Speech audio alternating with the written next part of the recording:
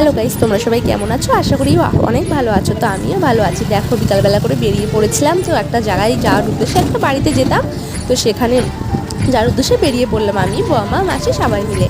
দেখো, গেছিলাম একটা পুচকুকে দেখতে। ওই দেখো পুচকুটা কি কিউট দেখতে। ওর বয়স না 1 মাস এখনও হয়নি।